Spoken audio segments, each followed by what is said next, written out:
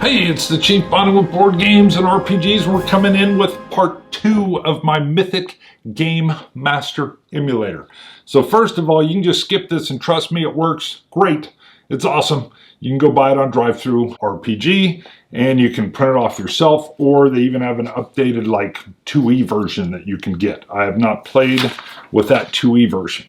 If you missed episode 1 in this series, I go over the scene sheet in more detail, but rest assured, not only does this sheet help you keep everything organized like a movie script, how you're going to move from scene to scene to scene, who the characters are and what the main threads are, it also tracks your chaos factor and some other things, and it has a nice little helper bullet point system up here to remind you how scenes progress and whether or not they could be altered or interrupted.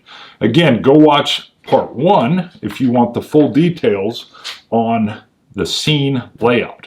Awesome key piece of this. But we're going to be in this episode talking about the fate chart.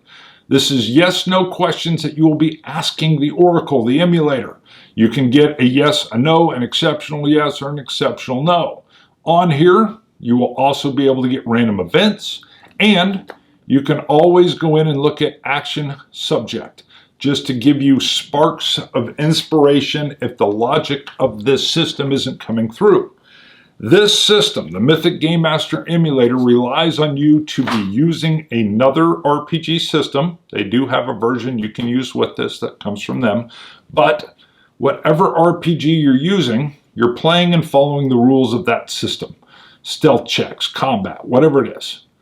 This comes in and you're supposed to use the logic, the scenes, the characters, the threads, and a lot of yes or no questions to move you through the action. You've got a picture of the fate chart system up. You're going to see 3 main parts. The big part is these columns of numbers. You can even see the shaded cross in the middle and some of the verbiage along that left-hand column of impossible, no way, very unlikely, unlikely, 50-50. I'm going to come in and explain all those in a second, but you'll also see there is a summary of resolving random events, and then there's even an event focus table, along with a built-in summary on how you'll use this whole thing, which is what I'm going to explain to you here.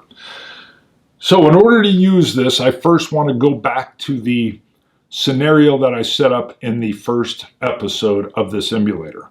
The idea again is I'm using my own RPG, whatever that is, to play a game.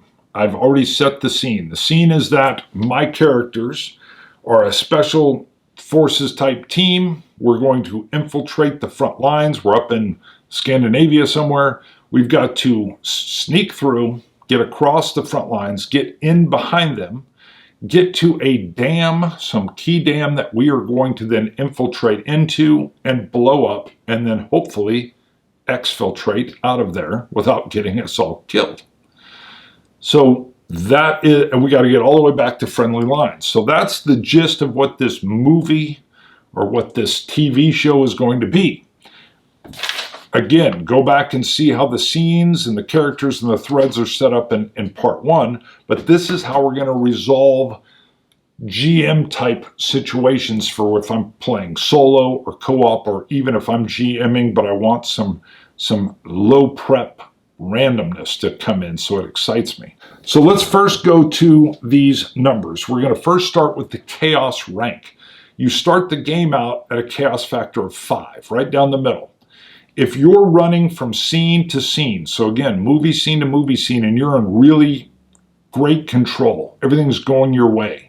Maybe you didn't even have to use your sniper to silence anybody to cross those lines. You created a distraction somewhere else, or there was an artillery barrage, and everybody had their heads down, and you're able to just infiltrate in the middle of the night. I don't know. It's whatever your game is. But maybe your chaos factor is even lower than 5. It could be down to a 4. Or maybe when you were crossing over, you got into you failed a stealth check and you got into a scrum with a guard and you had to leave the body behind, and now an alert's gone up that those infiltrators and your chaos factor has gone up to 6 or maybe even 7. Any of those is possible, but for now we're going to stick with the 5. The 5 is the shaded area that's running north and south there. And just to keep it simple, let's say while we're crossing, we had a question for this fate chart. We want to know, are the guards on high alert? So now we're going to use this left-hand column. Let's say we have no idea. We don't know. We don't feel like we even have the ability to conceptually say, yeah, they're on real high alert, or no, they're not, or whatever. Well, then we would just pick 50-50. We don't know. It's right down the middle, 50-50. And that's what the shaded cross there is showing you. So 50-50 would mean we'd come across and we're going to pick our chaos factor, which is 5. Where those two lines meet is what die rolls are going to give us a yes answer. So in this case, you can see it 50-50 and a chaos factor of 5. 50 or below is going to be a yes. Now, we have a chance that we could get an extreme yes. So if we get a 10, that's going to be an extreme yes. Or if we were to get 51 or higher, that would be a no. But if we get a 91 or higher, so those 10% at the very bottom, 10% at the very top, that 91, 92, 3, 4, 5, all the way up to 100 is going to be an extreme no. So the question could be this. Remember, chaos factor is 5. We've asked the emulator, are they on alert at this border position of the front lines? We don't know, 50-50. We roll percentile dice. So we want a number from 1 to 100. We don't know what it is. We roll it. If we get a 40, that's going to be a yes, they are on alert. So it's just a yes, they're on alert. I asked the question, are they on alert or high alert? Yes.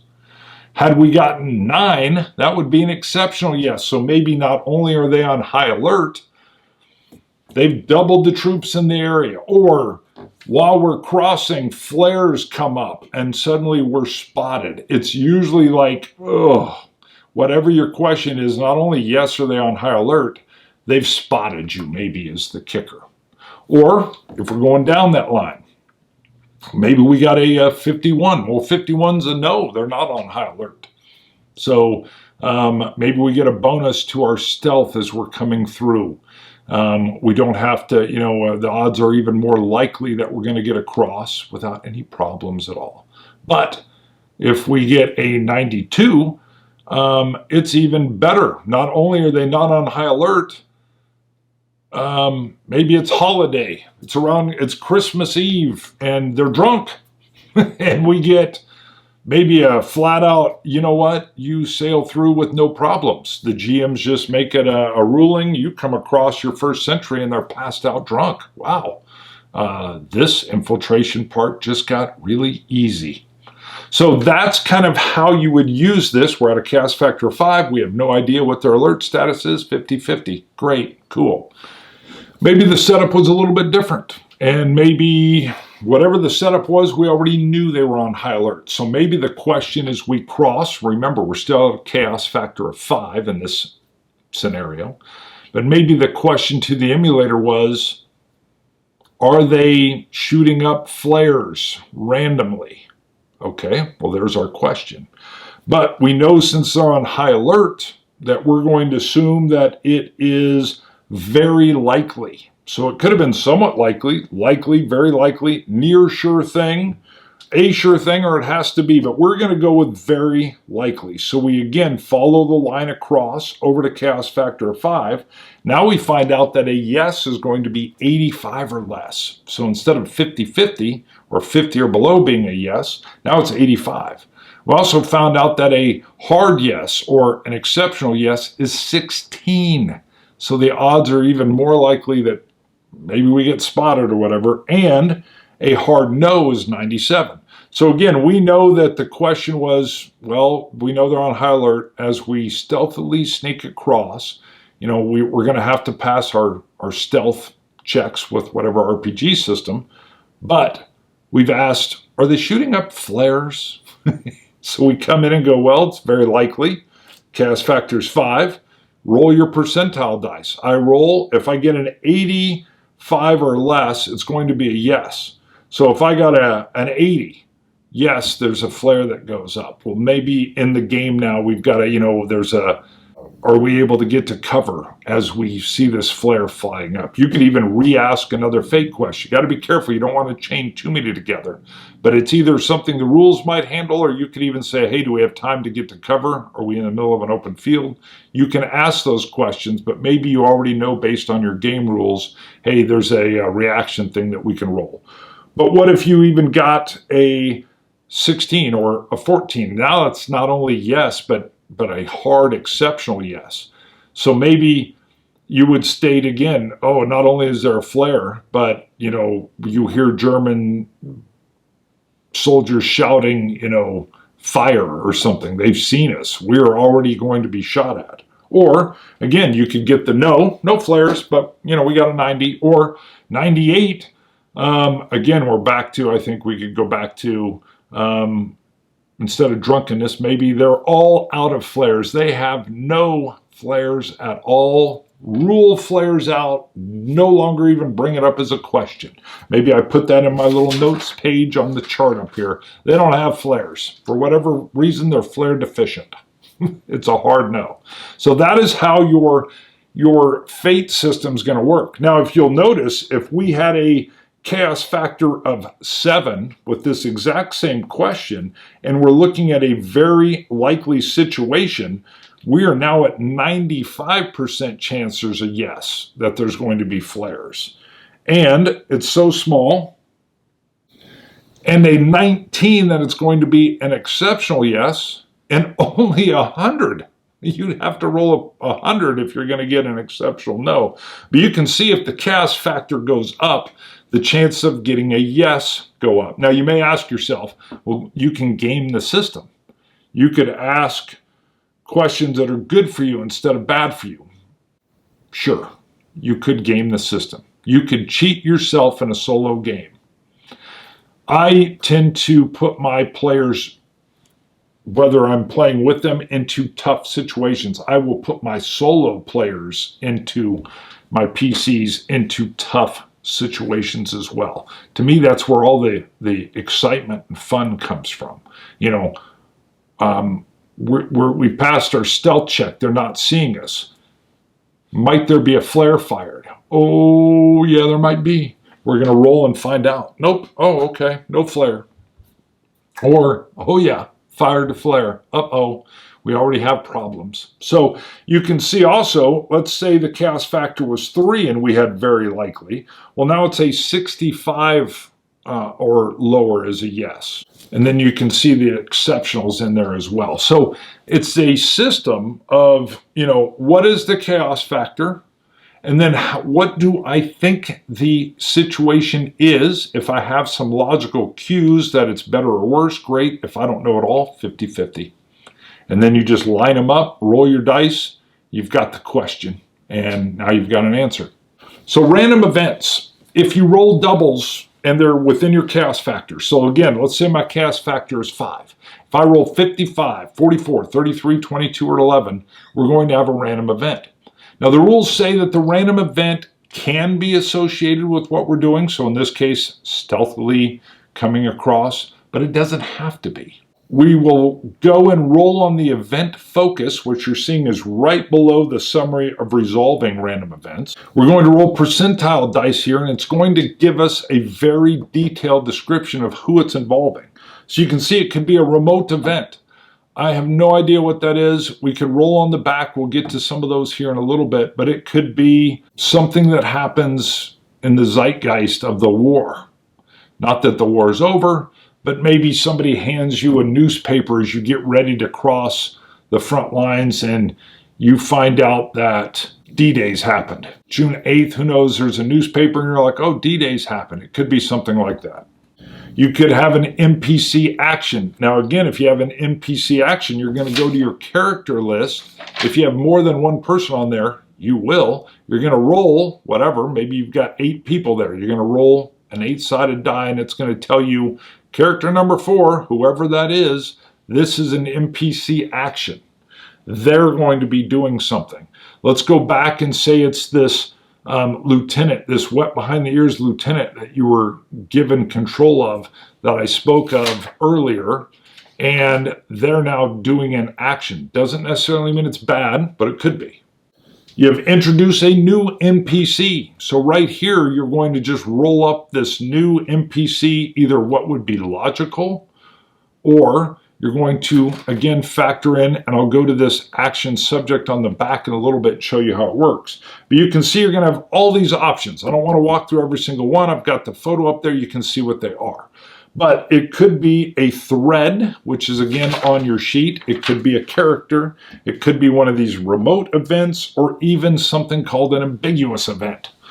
I always use ambiguous, again, as just something's going on. Sometimes for me it's weather. Sometimes it might be some guy on the front line hands me a great cup of joe. It's just flavor sometimes for what I'm doing. You can also plug in things. So if I know in this case I'm doing a World War II RPG, and I know it's a stealth mission to blow up a dam, I could add in, I could remove ambiguous event, and I could put something way more specific to this particular scenario. I can't imagine what it would be, but maybe it's like problems with explosives. I don't know, that seems a little drastic, but it could be weather events. Maybe I want specific weather events. So instead of ambiguous event, I make a note on my sheet or up in the notes that instead of an ambiguous event, it's going to be weather. And then I go roll on the weather chart that I've either made up or that I'm using from another game system or from my RPG. So I could build in, same deal with a remote event. I could even change the odds on here if I want and build a random event list that would dial in more to the mission I'm doing. All possibilities, but that is how random events work. So let's say I got the NPC action, and I'm like, okay, and I rolled, and it was that wet behind the ears lieutenant that is the son of the congressman that's ordered the general to send this guy with us because he wants to get his son a medal. Whew. I could see all that happening. But we know it's an NPC action. He's doing something. What is he doing? Well, I would roll my percentile dice. I don't have them here. I'd roll it up. So let's just make this up. I get a 67. All right, 67 on the action is open. All right, I write that down on my sheet. I roll on the subject, and I'm going to get a 11. 11 is emotions. So the first prompt is open emotions. To me, right off the bat, that tells me he's scared. What else would it be? We're crossing enemy lines and he's starting to crack. He's getting nervous. Now, that worked out really good and it came to me quickly. If I wasn't sure, I could roll on both action and subject again and get an additional prompt. Maybe I still don't know. The rules say you can roll 3 times. So I would have these 3 pairs of 2 prompts. But what I have here, I don't think I would need to roll again. This wet behind the ears lieutenant is terrified. He's freezing up. He's wet himself. He's done whatever. He's already having a hell of a hard time crossing. And then my characters have to deal with that NPC action. What do they do? And this could range from the dark. They take him out so that they don't have to worry about him anymore, that he doesn't blow the mission. And maybe later on they'll say that he died a hero. Ooh. Or is there a leadership role underneath the game system I'm using, and the leader of this special forces group can bring this person back into control and motivate them, and maybe they end up being an actual great help to what we're doing. It could range from that all the way over to the dark and the macabre. I love it. I will often use these prompts, even filling in a scene. If I have a scene interrupt or an altered scene, go look at part 1 of this to see what that was. Sometimes if I don't know logically what might be the interruption or what might alter my scene, I'll roll on this and see if it'll help me figure out what is interrupting or altering my scene. I love action subject. I use it often. And that is the fate chart. This answers all your yes/no questions, gives you extremes on both sides of that. it gives you random events, and it gives you tie-ins to all your threads and your characters that you've been tracking on your scene sheets. It makes it thematic, and I swear it feels like somebody is behind this and AI is working and running things. Because I'm logically using what I'm doing. If I'm playing co-op, the person I'm playing with, whether it's my best friend or my mom's even playing a game with me, we're figuring out what this means together. It's a juicy part of the game we're playing. We're using mysteries and Tales from the Loop, and we're using this to give us mysteries. Or when I'm running a game, and they ask me a question I don't know, or we run into something, we're doing a West Marches, I will go to the fate chart and let's figure it out. That's a great question. I never thought of that. And then we go with this, and a lot of times I'll ask them, well, what do you think the odds of that are? Oh, I think it's very likely. Okay, we roll on it. Nope, turns out it didn't, or yes, it did, and here's what it is, and what does this mean to you on the back? The fate chart is awesome. All right, that's part 2. We've explained the fate chart and how all that stuff works. Phenomenal. If you want to see me kind of put all this together and play through a little bit of this stealthy mission, just kind of verbally here, I'm making that up as we go using this system. It's not like I've even got a game of that going on. Come back for part 3 and I'll kind of piece it all together for you, the viewer. Chief, bonding with board games and RPGs. Don't forget, like it, subscribe. You can go to Patreon. You can get involved and help me out. If I got enough Patreon support, I think I could retire early, but it would take a lot of Patreon support because I got 4 more years before I can retire. All right, don't worry about that. Just enjoy. See ya. Bye.